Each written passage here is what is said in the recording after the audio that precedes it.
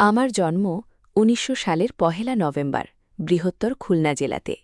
এই জেলার বাইরে আমি কখনো কোথাও যাইনি। রাজধানী ঢাকার নাম অনেক শুনেছি, কিন্তু যাওয়ার সৌভাগ্য হয়নি আজও। খালিশপুরের ভারী মিল কারখানা এলাকা, এখানেই কেটে যাচ্ছে আমার জীবন। এখানে একের পর এক পাটের মিল কারখানা। এরই একটা হল প্ল্যাটিনাম জুট মিল, যার পাশেই আমাদের ছোট্ট ভাড়ার বাসা। আমার জন্ম খুলনাতে হলেও এখানে নয়, ভৈরব নদীর ওপার আমার দাদাবাড়িতে। আর আমার নানাবাড়ি কয়রা উপজেলায়, যেখানে আমি কোনোদিন যাইনি। কেন যাইনি আজও জানি না। আমাদের বাসার অদূরেই ভৈরব নদী, যার ওপারেই গ্রাম, আর নদীর এই পাশটা হল শহর। তবে মূল শহর নয় মোটেই। মূল শহর হল বয়রা, কল্লারি, সোনাডাঙ্গা এলাকা। ওখানে থাকার মতো সামর্থ্য আমাদের নেই। আমার বাবা সামান্য চাকুরিজীবী, ঢাকাতে একটা ব্লেড কোম্পানিতে কষ্টের সাথে চাকরি করে। আমাদের গ্রাম থেকে এই শহর এলাকায় এনে রেখেছে, শুধুমাত্র পড়ালেখা করানোর জন্য। এখানে ৩ রুমের একটা বাসায় আমি, আম্মু আর ছোট ভাই নীরব থাকি। বাবা ২ মাসে একবার ছুটিতে আসে। এভাবেই চলছে জীবন। বর্তমানে আমার পড়ার খুব চাপ যাচ্ছে। সামনে বার্ষিক পরীক্ষা। আম্মু পড়ার জন্য অনেক বকাঝকা করে, আমি ঠিকমতো পড়তে বসি না বলে। তবে আমি স্টুডেন্ট ভালো, বিগত সব ক্লাসেই আমার ফলাফল আশানুরূপ। এর থেকে যেন বিচ্যুত হয়ে না যায়, এজন্যই আম্মু শাসন করে বেশি। কিন্তু আমি বন্ধুদের সাথে না মিশে থাকতেই পারি না। এখানে যারা মিলে চাকরি করে তাদের থাকার জন্য বড় কলোনি আছে। সেখানেরই ছেলেমেয়েরা বিকেলে মাঠে খেলে, আমিও যাই। আমার অনেক বন্ধু আছে। বন্ধুদের সাথে মাঝে মাঝেই আবার ভৈরব নদী তীরের একটি এলাকা চোরের হাট চাই। ওখানে যেতে খুব ভালো লাগে আমার। কি সুন্দর নির্মল নদীর পাড়ের সবুজ ঘাস আর নারিকেল গাছের সারি। আমার সবচেয়ে কাছের বন্ধু নাদিম। ওর সাথেই চোরের হাট বেশি যাওয়া হয়। হঠাৎ করেই নদীতে দেখতে পাওয়া যায় বড় সাইজের লঞ্চ যাচ্ছে। অবাক হয়ে তাকিয়ে দেখি ২ বন্ধু। আর আমরা সব বন্ধুরা মিলে ট্রলারে করে নদীর ওপারেও গেছি কয়েকবার। শুনেছি ওপারে নাকি সেই পাড়া আছে, স্কুলের ট্রেনের বড় ভাইরা বলাবলি করে।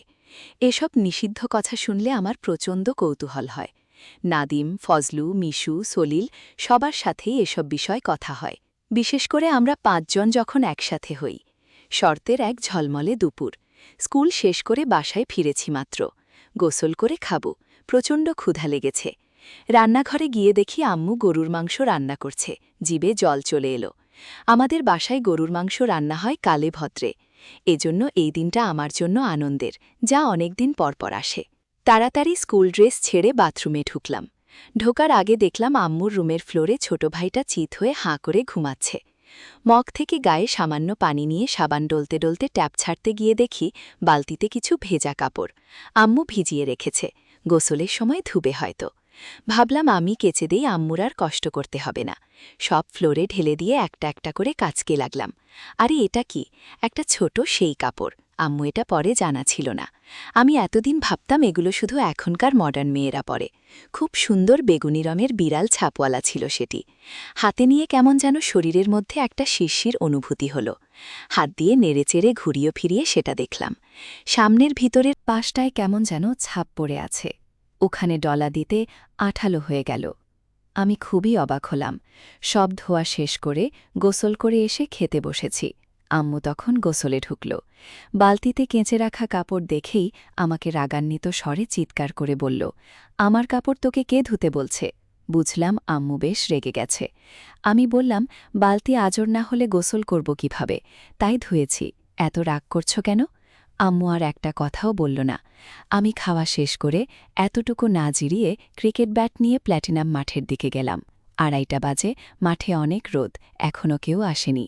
ছায়ে বসে অপেক্ষা করতে লাগলাম। ৮ ঘণ্টার মধ্যেই নাদিম এসে হাজির। ও জানে আমি প্রায় আগে মাঠে আসি। দুজনে বসে নিষিদ্ধ আলাপে মজলাম।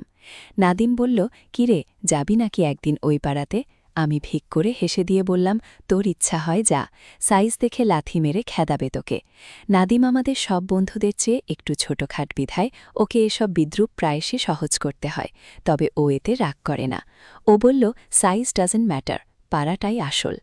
এরই মধ্যে স্লিল ফজলু চলে আসলো, এসে গল্পে যোগ দিল। তখন আমরা সবাই নতুন নতুন হাতের কাজ করা শিখেছি। সুন্দরী মেয়ে দেখলেই আলাদা একটা অনুভূতি হয় আমাদের সবারই। খানিক বাদে মিশু চলে এলো। সবাই ক্রিকেট বাদ দিয়ে গোল হয়ে বসে এসব নিষিদ্ধ আলাপ আলোচনা চালিয়ে যাচ্ছিলাম।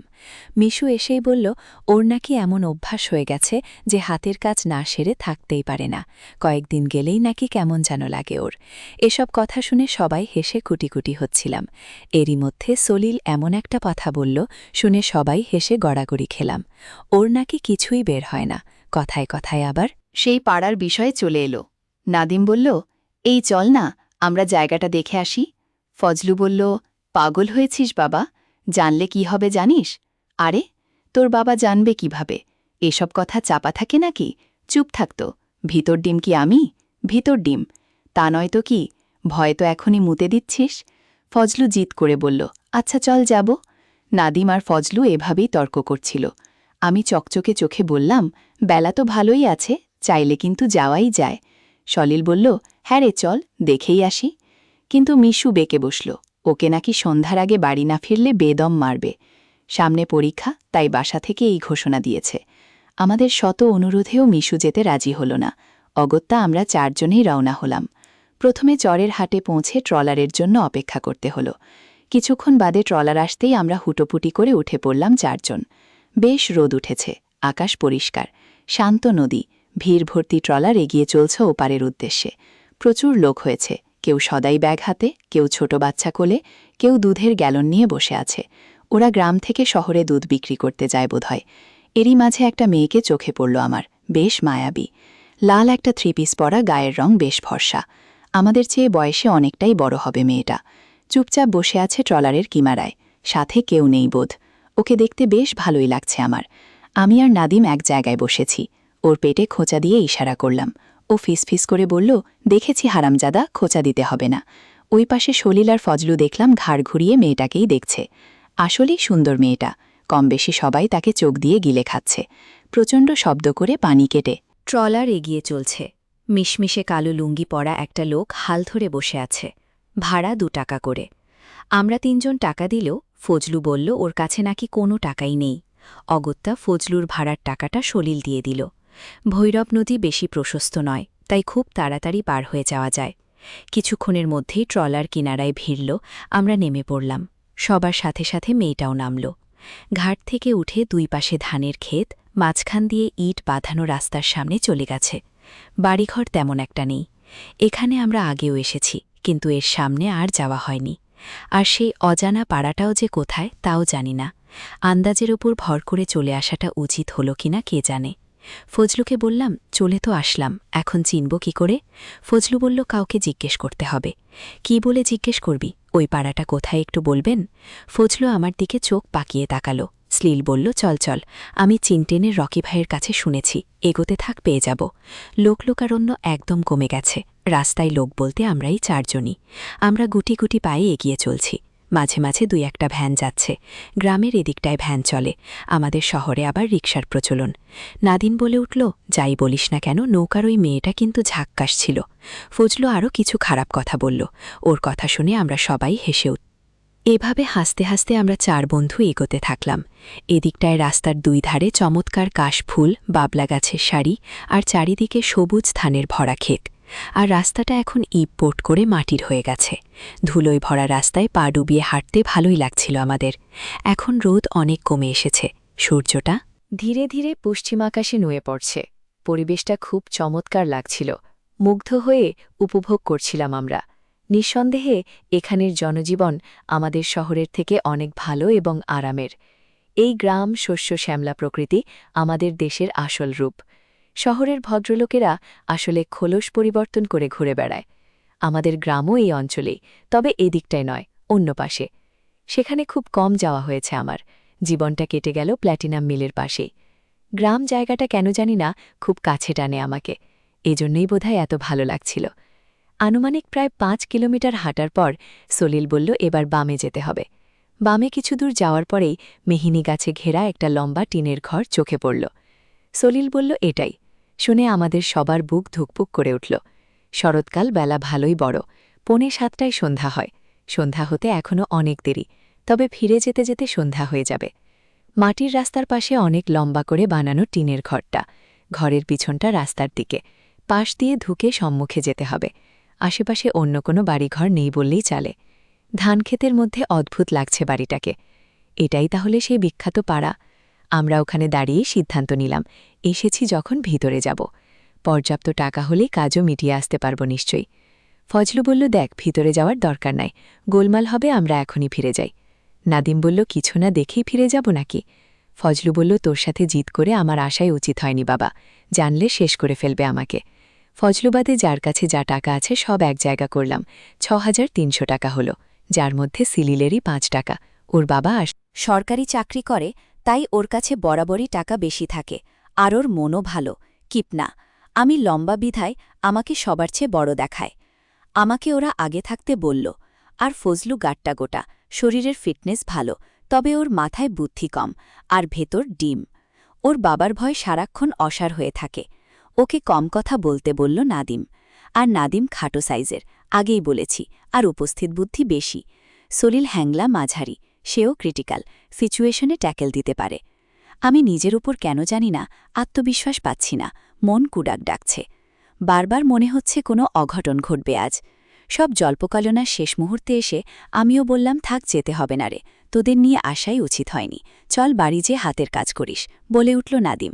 আমি ওর কথায় অপমানিত হয়ে চোয়াল শক্ত করে ভিতরের দিকে হাঁটা দিলাম। দেখি ছোট একটা টিনের গেট ধাক্কা দিতেই বুড়ো এক লোক পান চিবোতে চিবোতে মাথা বের করে বলল, কি বাবুরা, এখানে কি চাই? আমি একটা শখ খেলাম, বাবু বলে সম্বোধন করছে মানে? আমরা আসলে অনেক ছোট, ফাটা বেলুনের মতো চুপসে গেলাম আমি।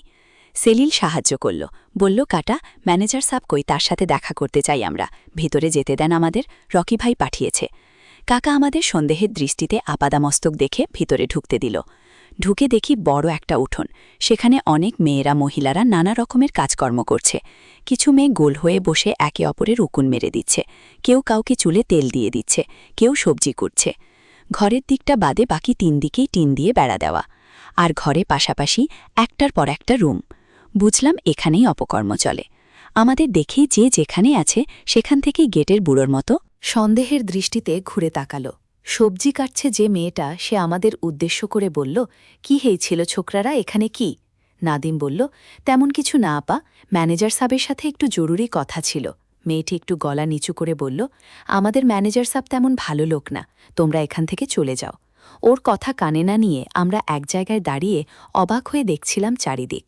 কয়েকটা বন্ধ দরজার ওপাশ থেকে খুব আস্তে মেয়ে কণ্ঠে শীতকারের আওয়াজ ভেসে আসছে।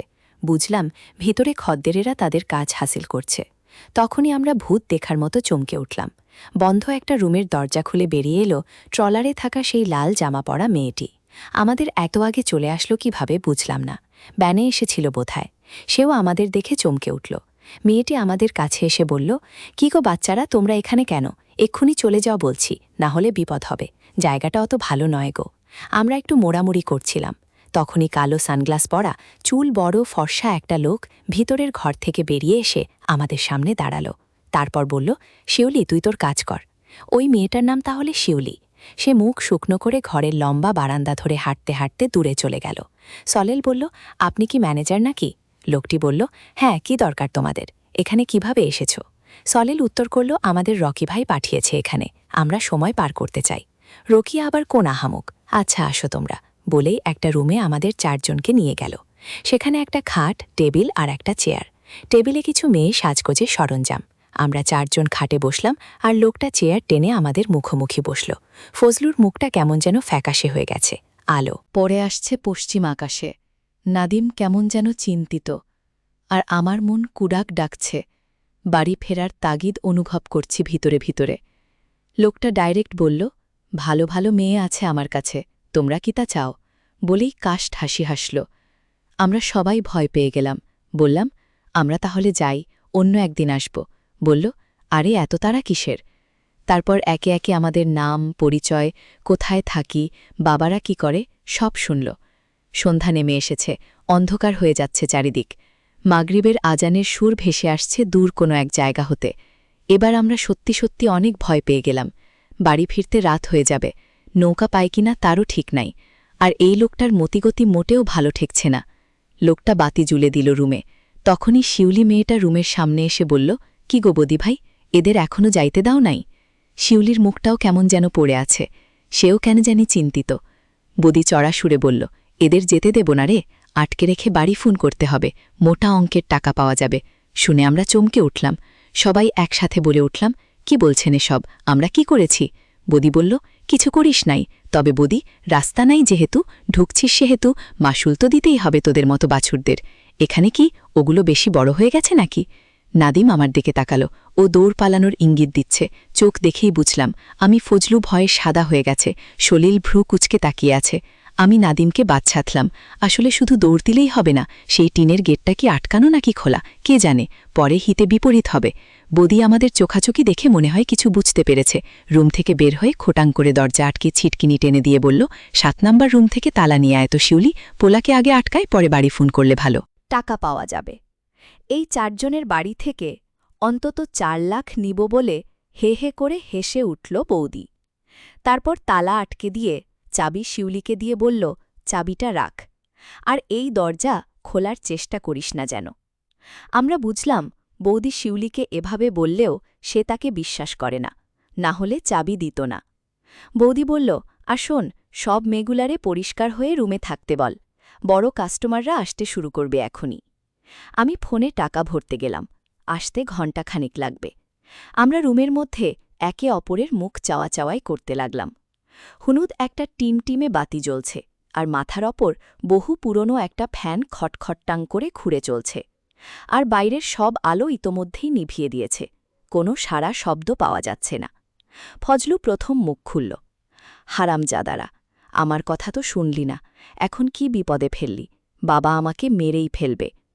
নাদিম বলল, এখান থেকে আগে বেঁচে তো ফের, তারপর না তোর বাবা তোকে মারবে। এত বিপদের মধ্যেও আমার কেমন যেন হাসি পেল। সলিল 2 হাত পিছনে দিয়ে ছোট ঘরের মধ্যেও পায়চারি শুরু করল, বলল, ঝগড়া করে কোনো লাভ নেই রে, এখান থেকে কিভাবে বের হওয়া যায় তাই চিন্তা কর।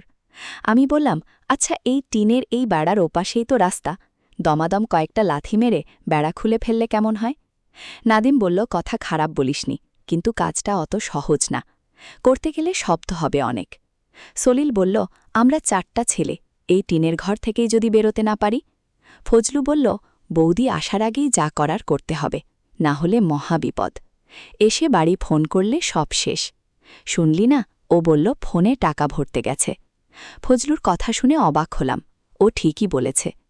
আর একটা ব্যাপার হলো, শিউলি মেয়েটা কোনোভাবেই চায়নি আমরা এখানে আটকা পড়ি। ও বৌদি সম্পর্কে জানে, তাই আগেই বুঝতে পেরেছিল বৌদি আমাদের নিয়ে কোনো অঘটন ঘটাবে। আমরা অনেক জল্পনা কল্পনা প্ল্যান করছিলাম, তখনই দরজার কাছ থেকে ফিসফিস করে কেউ বলে উঠে বলল, এই ছেলেরা, বলেছিলাম না চলে যাও, এখন কি বিপদ ডেকে আনলে? তোমাদের বাসা থেকে তো এতক্ষণে খুঁজতে শুরু করেছে, আর তোমাদের বাসা থেকে যদি টাকার ব্যবস্থা না করে বৌদি তোমাদের আস্ত রাখবে না। আমি বললাম, আপা, আপনার কাছে তো চাবি আছে, আপনি আমাদের ছেড়ে দিলে সারা জীবন কৃতজ্ঞ থাকতাম, শুধু খুলে দিন, আমরা পালিয়ে যাই। দরজার ওপাশ থেকে শিউলি বলল, উপায় নাই গো ভাই, আমারে মায়েরা ফেলাবে তাইলে। সলিল বলল, আমাদের ছাড়তে হবে না, শুধু দরজা খুলে আমাদের শক্ত লাঠি জাতীয় কিছু দিন। শিউলি বলল, দরজা খোলা যাবে না, গেলাম আমি। এবার নাদিম অনেক অনুনয় বিনয় করে বোঝাতে চেষ্টা করল যে আমরা লাঠি জাতীয় শক্ত কিছু পেলে এখান থেকে বেড়া ভেঙে বেরোতে পারব, তাহলে আপনার আর দোষ হবে না। এবার শিউলি থমকে গিয়ে কিছুক্ষণ চুপ থেকে বলল, আসছি, দাঁড়াও। এভাবে মিনিট 10 পর হঠাৎ তালা খোলার শব্দ পেলাম, কিন্তু খুব আস্তে সাবধানে খুলছে শিউলি। তারপর উকি মেরে 2টো চালাকার ধরিয়ে দিল। বুঝলাম এগুলো রান্না করার লাকড়ি। আমার তখন মন চাইল সজোরে দরজা ধাক্কা মেরে শিউলি ঠেলে ঠেলে পালিয়ে যায়।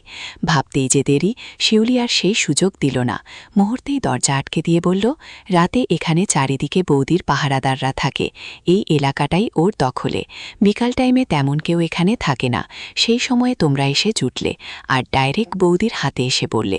দারোয়ানের আগে অন্য কারো হাতে পড়লে তারা হয়তো এখানে ঢুকতেই দিত না, বিপদেও পড়তে না।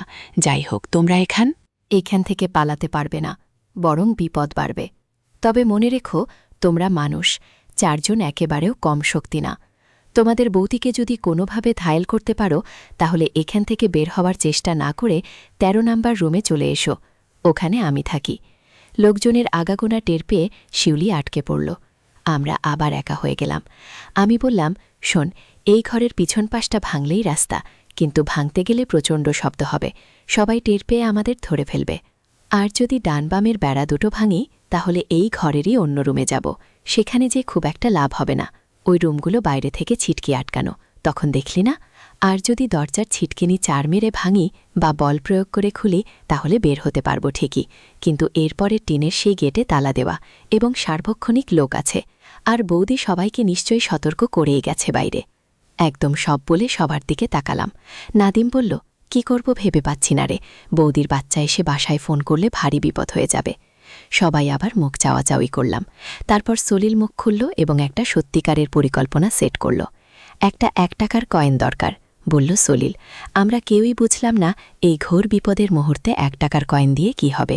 তারপর সবার কাছ থেকে নেয়া সেই টাকার মধ্যে থেকে 1 টাকার কয়েন বের করে সলিলের হাতে দিলাম আর বললাম, যা করার তাড়াতাড়ি করতে হবে, যে কোনো সময় বৌদি চলে আসবে। সলিল বলল, বাল্বটা খুলে ঠিক হোল্ডারের ভিতরে এই 1 টাকার কয়েনটা রেখে বাল্বটা লাগাতে হবে, পরে আর সুইচ অন করা যাবে না। বৌদি এসে তালা খুলে যখনই সুইচ অন করবে তখনই শর্ট সার্কিট হয়ে এই বাড়িটার সম্পূর্ণ কারেন্ট চলে যাবে, তখন অন্ধকারে আমাদের প্ল্যান অনুযায়ী যা করার করব। আমি লাইট বন্ধ করে চেয়ারের উপর দাঁড়িয়ে অন্ধকারে হাতরে কয়েন সেট করে ঠিক স্লিলের কথা মতো বাল্বটি লাগিয়ে দিলাম। লাইটটি আর জ্বালালাম না, ঘর পুরো অন্ধকার রইল। তারপর ও বলল, দরজার 2 পাল্লার পাশে 2 জনকে ঘাপটি মেরে থাকতে, বৌদি যখনই ঢুকবে তার উপর হামলা চালাতে হবে। তবে ও ঘর অন্ধকার দেখে সাবধানে ঘরে ঢুকতে পারে, তবে যত যাই হোক দমা যাবে না, ওর উপর চড়াও হয়ে মুখ চেপে ধরতে হবে। ও চিৎকার করলেই আমরা ধরা পড়ে যাব। ফজলু ভীত চোখে সব শুনছিল। এরই মধ্যে ও বলে উঠল, এবারও বৌদি একা আসবে, তোরা বুঝলি কিভাবে, সাথে যদি অন্য লোক থাকে? আরে তাই তো, ফজলু তো ঠিকই বলেছে, আমরা তো এভাবে ভেবে দেখিনি।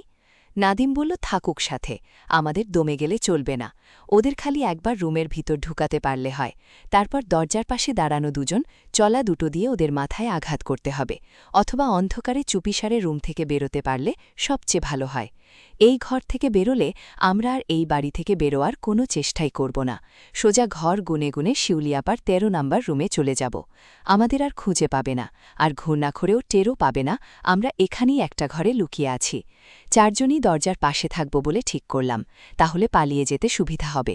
আমি আর ফজলু দরজার এক পাশে, আর অন্য পাশে নাদিম আর স্লিল, আর সবাই জামা খুলে ফেললাম।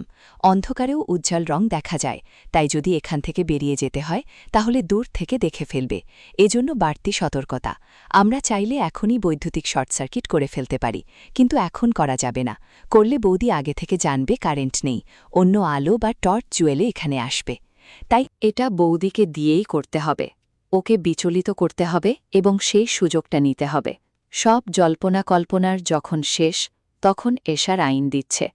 বুঝলাম, এতক্ষণ আমাদের যার যার বাড়িতে সাড়া পড়ে গেছে, আমাদের খোঁজাখুঁজি চলছে। একমাত্র মিশু জানে আমরা এখানে এসেছি। আমাদের প্ল্যান যদি কাজে না লাগে, আমরা যদি এখানে পুরোপুরি আটকা পড়ে যাই, তাহলে মিশু নিশ্চয়ই সবাইকে বলে এখানে নিয়ে আসবে, পুলিশও আসতে পারে। 4টে ছিলে নিখোঁজ বলে কথা। এশার আয়ানের পরেও অপেক্ষা করেই যাচ্ছিলাম, কিন্তু বৌদি হারামজাদার আসার নাম নেই। 1 ঘণ্টার কথা বলে কেন যে আসছে না বুঝতে পারলাম না। প্ল্যান করার সময় বেশতে ছিলাম, এখন আবার সবাই ভীত হয়ে পড়েছি।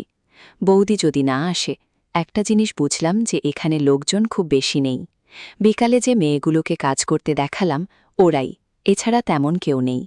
সারা শব্দও তেমন পাওয়া গেল না, তবে বাইরে পাহারাদার আছে মনে হচ্ছে। এমন একটা নিষিদ্ধ কর্ম চালায়, প্রতিরক্ষা ব্যবস্থা মজবুত ছাড়া তো হয় না। অপেক্ষা করতে করতে ধৈর্য হারিয়ে ফেলে একসময় মনে হলো 4 জন একসাথে টিনের দরজায় লাথি মেরে ভেঙে বেরিয়ে পড়ি। ঠিক তখনই বৌদি এলো, আর সাথে মনে হলো কেউ আছে। ফজলুরের সেই কথাই ঠিক। আমরা যে যার পজিশনে সতর্ক অবস্থান নিলাম। সোজা হেঁটে আমাদের রুমের সামনে এসে বৌদি বলল, লাইট বন্ধ করছে কেন, ঘুমিয়ে পড়ল নাকি? শিউলির কাছ থেকে চাবি নিয়ে আয় তো নোশের। বুঝলাম সাথে লোকটার নাম নোশের। একটু বাদেই নোশের এলো, খর্মশ শব্দ, খুলে গেল দরজা। আমাদের বুকের ভিতরটা ধিপধিপ করছে, আর কেউ ঢুকছে না কেন, একটু অবাক হলাম। বাইরের লাইট বেশ দূরে জ্বলছে, ঘরের ভেতর পরিষ্কার দেখা যাওয়ার কথা না, কিন্তু যদি দেখা যায় তাহলে কি বৌদি আমাদের প্ল্যান বুঝতে পেরে গেছে? তখনই বৌদি বলল, নশের, যার রুমে ঢোক, লাইট জ্বালা, ডান পাশে দেখ সুইচ। নশের বলল, জি ওস্তাদ। আমরা ঘাপটি মেরে দুই পাশে দুইজন করে বসে আছি। কোনোভাবে এই অন্ধকারে নশেরের দেখার কথা না, আর ও হয়তো জানেও না রুমে কে আছে, কয়জন আছে। নশের সুইচ চাপ দেওয়ার সাথে ভট করে একটা আওয়াজ হলো, আর সুইচ বোর্ড থেকে আগুনের ফুলকি বেরোল। সাথে সাথে দূর থেকে আসা একটু আধ আলো কেটে গিয়ে ঘুটঘুটে অন্ধকার হয়ে গেল। সফল শর্ট সার্কিট। বুঝলাম শিলির বুদ্ধি কাজে দিয়েছে। বৌদি বলল, কি করলি হারামজাদা? দেখেন তো ওস্তাদ, বৌদি ঘরে ঢুকল না, বলল, ওরা কই, তোরা একটাও কথা বলিস না কেন? আমরা কোনো প্রকার শব্দ করলাম না। একটু পর অন্ধকার চোখে শুয়ে গেল। বৌদি মিনিট দুয়েক অপেক্ষা করে ঘরে ঢুকে যেই সুইচে হাত দিয়ে দেখতে গেল, অমনি নাদিম ঝাঁপিয়ে পড়ল বৌদির উপর। বৌদি অন্ধকারে টাল সামলাতে না পেরে পড়ে গেল মাটিতে। মুখ চেপে ধরল নাদিম। তখনই শিল চালা কাঠ দিয়ে বৌদির মাথা বরাবর দিল বাড়ি। আমিও আর দেরি করলাম না, নশেরের মাজা বরাবর লাথি দিলাম। মা গো বলে চেঁচিয়ে উঠে মাটিতে লুটিয়ে পড়ল নশের। ভুল করলাম মনে হয়, এখনই লোকজন চলে আসতে পারে। ফজলু নশেরের মুখের মধ্যে ওর খুলে রাখা স্যান্ডো গেঞ্জি ঢুকিয়ে দিল, আর বৌদি নাড়াচাড়া করছে না, মনে হয় জ্ঞান হারিয়েছে। এত সহজে এদের কূপকাত করতে পারবো ভাবিনি। পায়ের আওয়াজ শুনতে পাচ্ছি, বোধহয় কেউ বা কারা নশেরের আওয়াজ পেয়ে এগিয়ে আসছে এদিকে। বললাম, তাড়াতাড়ি কর সালিল, ফজলু, নাদিম। রুম থেকে বেরিয়ে বারান্দা ধরে দৌড় দিলাম। চারিদিক খুটখুটে অন্ধকার, এর মধ্যে শিউলির রুম খুঁজে পাওয়া মুশকিল হবে। মানুষ আসার আগে অবশ্যই রুমে ঢুকে পড়তে হবে, না হলে টানা সোজা বারান্দা কেউ টর্চ মারলেই আমাদের দেখে ফেলবে, ধরা পড়ে যাব আমরা। গুটি পায়ে শব্দ না করে দৌড়ালাম। রুম গুনে ১৩ নম্বরে পৌঁছাতেই ছোট করে ২টা টোকা দিলাম। শিউলি দরজা খুলল, আমাদের দিকে ভীত চোখে তাকিয়ে বলল, কিভাবে কি করলে, কেউ দেখেনি তো? সলিল বলল, কেউ দেখেনি, তবে দেখে ফেলতে পারে, তাড়াতাড়ি ঢুকতে দিন। আমরা হুড়মুড়িয়ে শিউলির রুমে ঢুকলাম। শেষবারের মতো পিছনে তাকিয়ে দেখলাম বদি আর নোশের রুমে টর্চ লাইটের আলো জ্বলছে, আর লোকও কয়েকজন। শিউলি আমাদের রুমে নিয়ে দরজা আটকে দিল। আমরা দেরি না করে ছোট করে ফিসফিসিয়ে পুরো ঘটনা খুলে বললাম। শিউলি একটু বিচলিত না হয়ে বলল, শোনো ছেলেরা, যা ঘটিয়েছ তাতে এখনই আমার দাগ পড়বে এবং আমার ঘটনাস্থলে যাওয়া লাগবে, আরও অনেক কাজ করা লাগতে পারে। তবে তোমাদের কিন্তু আমার এই ঘরে সন্তপনে লুকিয়ে থাকতে হবে। এতক্ষণে বদির সাগরের দা তোমাদের খোঁজাখুঁজি শুরু করে দিয়েছে নিশ্চয়ই, সব রুমেও আসবে হয়তো। আমরা ঘুটঘুটে অন্ধকার রুমে কান খাড়া করে শিউলির সব কথা শুনে বললাম, তাহলে উপায়, আমরা লুকআপ কোথায়? কট করে একটা শয়তরে ছোট্ট একটা সাদা আলো জ্বলে উঠল। একটা গ্যাস লাইটের পিছন সাইডে ছোট টর্চ লাইট। আলো উপরের দিক মেরে রেখেছে বিধায় সবাই সবাইকে দেখলাম। শিউলিকে এই অল্প আলোতে খুব দারুণ দেখাচ্ছে, মনে হচ্ছে কোনো পরী। ওর চোখ চকচক করছে। আমরা সবাই তাকিয়ে আছি ওর দিকে। শিউলি বলল, সবগুলো খাটের নিচে ঢুকে পড়ো। তাকিয়ে খাট দেখলাম, এটা বেশ বড় একটা ডাবল বেড, 4 জনে অনায়াসে নিচে শুয়ে থাকতে পারবো। স্যান্ডেল খুলে খাটের নিচে ঠেলে দিয়ে একে একে ঢুকে পড়তে লাগলাম। সবশেষ যখন ফজলু ঢুকবে তখনই শব্দটা হলো, দরজায় দড়াম দড়াম খাই। এই শিউলি, বের হ। তাড়াতাড়ি বদিভাই অজ্ঞান। ভয়ে আমার কলিজা কেঁপে উঠল। ফজলুকে ধরে টেনে খাটের নিচে নিয়ে আসলাম।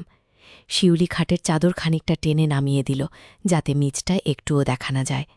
তারপর দরজা খুলে এখানে আসা লোকটাকে বলল, কিভাবে কি, বলে হন্তদন্ত হওয়ার ভান করে বাইরে থেকে দরজায় তালা মেরে দিয়ে বেরিয়ে গেল। বুঝলাম শিউলি যথেষ্ট বুদ্ধিমতী। সে তালা দিতে ভুলেনি যাতে তার অনুপস্থিতিতে এই রুমে কেউ ঢুকতে না পারে, আমরা যাতে ধরা না পড়ে যায়। শিউলি যতক্ষণ বাইরে ততক্ষণ আমাদের আর তেমন বিপদ নেই ভেবে ভালোই লাগছে, কারণ বাইরে তালা দেখলে কেউ ঢোকার বাসনা পোষণ করবে না। আর এখানে সবাই নিশ্চয়ই জানে যে এটা শিউলির রুম। আমরা খাটের তলায় চিত হয়ে শুয়ে পুরো দিনের ঘটনাটা ফিসফিস করে আলোচনা শুরু করলাম। ফজলু বলল, এতক্ষণে সবার বাসায় খোঁজাখুঁজি লেগে গেছে। কি হবে কে জানে, কেন যে আসতে গেছিলাম এখানে, আর এখান থেকে আদৌ বেরোতে পারবো কিনা কে জানে। নাদিম ফজলুকে অভয় দিয়ে বলল, অত চিন্তা করিস না, এতখানি পেরেছি, বাকিটুকুও পারব। আর বাড়ির ব্যাপারটা মিশু তো সব জানে, ও তো রয়েছেই। সবার গার্ডিয়ান আগে ওর কাছেই যাবে আমাদের খোঁজে। ও নিশ্চয়ই বলবে আমরা এদিকে এসেছিলাম। এই পাড়ার কথা মিশু বলবে না, শিওর থাক। আর পুলিশের সাহায্য নিয়ে আমাদের উদ্ধার করলে বলবো আমরা এদিকে ঘুরতে এসেছিলাম, বদি আমাদের তুলে নিয়ে এসেছে। সলিল বলল, বাড়ির কথা না হয় বুঝলাম, কিন্তু এখন এরা কি করে বলা যায় না, যদি আমাদের খাটের তলা চেক করতে আসে। আমি বললাম, চাপ নিস না, শিউলি আছে আমাদের পক্ষে, ও ঠিক সামলে নেবে। আচ্ছা, আর একটা কথা বলতো, তুই যে বদি ভাইকে টেনে রকি ভাইয়ের পরিচয় দিলি, সে তো চিনল না। রকি ভাই বোধহয় তোর কাছে চাপ মেরেছে না, না হলে বৌদি ভাই তো তাকে চিনত। সলিল বলল, হতে পারে, তবে গেটের বুড়ো শালা কিন্তু রকি ভাইয়ের পরিচয় দেওয়ার পর ঢুকতে দিয়েছে। আমি বললাম, বুড়ো কি ভাবতে কি ভেবে ঢুকতে দিয়েছে তা কেবল ওই জানে। ওই শালা যদি ঢুকতে না দিত তবে এত বড় বিপদ হতো না।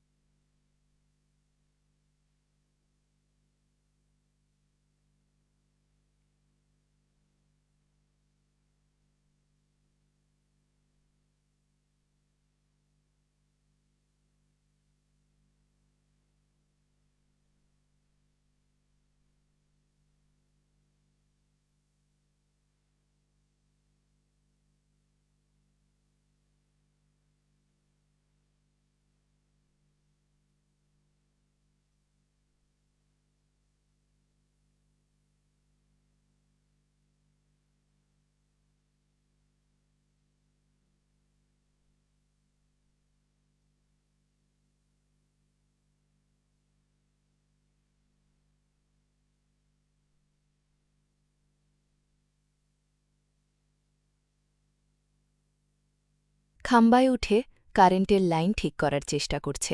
আর আমরা মেয়েরা যারা কাজ করি, বৌদির এমন অবস্থায় সবাই খুশি। ও আমাদের অনেক যন্ত্রণা দেয়। যাই হোক, শোনো, খুব ভোরে তোমাদের আমি এখান থেকে বের হওয়ার ব্যবস্থা করে দেব। ভুলেও এই খেয়া পারাপার দিয়ে পার হবে না। যেখান দিয়ে বলে দেব সেখান দিয়ে যাবে। এখন খাটের তলা থেকে সবগুলো শব্দ না করে বের হয়ে এসো। বের হওয়া মাত্রই শিউলি তার ছোট্ট টর্চ চাল। চারজনে একসাথে অবাক হয়ে গেলাম। শিউলি একটা গোলাপি শাড়ি পরেছে। দেখে বোঝা যাচ্ছে মাত্র গোসল করে এসেছে। এত সুন্দর মেয়েলি একটা ঘ্রাণ বেরোচ্ছে ওর গা থেকে। সবাই ওর রূপে বিমোহিত হয়ে গেলাম। শিউলি বলল, নিশ্চয়ই খিদে পেয়েছে তোমাদের, বসো সবাই। আমরা ফ্লোরে বসে পড়লাম, আর টের পেলাম আসলেই খিদেতে সবার পেট চোচো করছে। শিউলি 4টা স্টিলের থালা দিল আমাদের সামনে। তারপর একটা বড় গামলা থেকে গরম খিচুড়ি বেড়ে দিল, আর বলল, কারেন্ট লাইনটা ঠিক করে ফেললে ভালো হতো, যা গরম লাগছে, আলো নেই। আমরা অবাক হয়ে গপা খিচুড়ি খেতে থাকলাম। গরম গরম সবজি খিচুড়ি, কি যে ভালো লাগলো সবার জন্য রান্না খাবার। শিউলি আমাদের জন্য তুলে এনেছে। এরই মধ্যে শিউলি ছোট করে তার জীবনের গল্পটা শুনিয়ে দিল। ও নাকি শহরেই থাকে, বিলেল কলেজে অনার্স 3rd ইয়ারে পড়ে, বাসা দৌলতপুরে। বাবা মারা যাওয়ার পর ওর ছোট ভাই আর মাকে নিয়ে অকুল পাথারে পড়েছে। তারপর শেষ অবধি জীবন বাঁচাতে এই মধুচক্রে পা বাড়াতে হয়েছে। সপ্তাহে 3 দিন এখানে কাজ করে টাকা নিয়ে চলে যায়, তাও বৌদি উপযুক্ত পারিশ্রমিক দেয় না। শিউলির গান বেয়ে 2 ফোঁটা অস্ত্র গড়িয়ে পড়ল। তখনই কারেন্ট আসলো, বাতি ফ্যান একসাথে চলে উঠল। অনেকক্ষণ পর সবাই সবার মুখ দেখলাম। শিউলিকে আসলেই স্বর্গের অবসরের মতো লাগছে। তার আতিথেয়তা আমাদের মুগ্ধ করেছে। আমাদের এভাবে রক্ষা করল, আবার আমাদের খিদের কথা মনে রেখে খাবার খাওয়ালো। এসব ভুলার নয়। খাবার সরঞ্জাম শিউলি রুমের এক কোনায় গুছিয়ে রেখে বড়বাতি বন্ধ করে দিয়ে ড্রিমলাইট জ্বেলে দিল। তারপর সবাই খাটের উপর উঠে বসলাম। আমাদের সবার নাম শুনে পরিচিত হল শিউলি। শাসা করে মাথার উপর ফ্যান চলছে। পেট পুড়ে খেয়ে দিয়ে বিছানায় হেলান দিয়ে শিউলির সাথে গল্প করতে ভালোই লাগছে। এখন গভীর রাত, বাইরে আর কারো কোনো আগাগোনা লেশমাত্র নেই। অন্যদিন হলে নিশ্চয়ই রাতেই বেশি সরগরম থাকত। শিউলি বলল, আজ বদির এমন দুর্ঘটনার জন্য সবাই কাজ বন্ধ রেখেছে, আর সে ছাড়া খদ্দের ঝামেলা করতে পারে, এটিও একটি কারণ। ফ্যানের শব্দ ছাড়া চারিদিকে আর কোনো শব্দ নেই, শুনশান। আমাদের এখন আর ভয় লাগছে না। নাদিম হারামজাদা শিউলির দিকে বারবার তাকাচ্ছে। এবার শিউলি বলে উঠল, তা ভাইয়ারা বল দেখেনি, এখানে তোমরা আসলে কেন? নৌকায় তোমাদের দেখলাম, তখন যদি জানতাম এখানে আসবে, ওখান থেকেই ফিরিয়ে দিতাম। আমি বললাম, আমাদের আসলে এই পাড়া দেখার একটা কৌতূহল ছিল, এর থেকে চলে আসলাম, এই যা। শিউলি বলল, তা দেখে ফিরে গেলে না কেন বাপুরা? বলল, আসলে ভাবলাম টাকা দিলে যদি আমরাও পারি। শিউলি খাটের এক কোনায় হেলান দিয়ে তুই সম্বোধন করে বলল, তোদের নাক থেকে এখনও দুধের গন্ধ যায়নি, কাজ করতে চলে এলি? বলি, তোদের এখনও বেরোয়? বললাম, বেরোবে না কেন, আরও কত আগে থেকে হাত দিয়ে কাজ চালিয়েছি। শিউলি হাসি লুকিয়ে বলল, তাই নাকি? আমারও তো একটা ছোট ভাই আছে, তোদেরই মতো, ক্লাস 8-এ পড়ে। ও তো এসব করে না, তোরা এত পাগলি কিভাবে? আমি বললাম, ঠিকই শিখেছে, আপনি জানেন না, পারলে একদিন বাজিয়ে দেখেন, বুঝতে পারবেন। এসব আলাপ আমরা বহু করেছি, কিন্তু কোনো মেয়ের সাথে নয়। আমি শিউলিকে বললাম, আপনি আজ কারো সাথে শোনোনি? শিউলি বলল, আজ আর টাইম পেলাম কোথায়, তোরা যা অঘটন ঘটালি। তাই ভাবলাম, কারো সাথে যেহেতু হয়নি, তোদের সাথেই শুই। কিরে, টাকা দিবি তো? বলেই শিউলি হাসল। সত্যি বলল নাকি ঠাট্টা করল, কিছুই বুঝলাম না। তবু এসব শুনে আমার ভিতরে কারেন্ট খেলে গেল। বন্ধুরা, ভিডিওটি অনেক বড় হয়ে যাওয়ার কারণে বাকি অংশ অন্য ভিডিওতে দেয়া হবে। সবাই সাথে থাকো।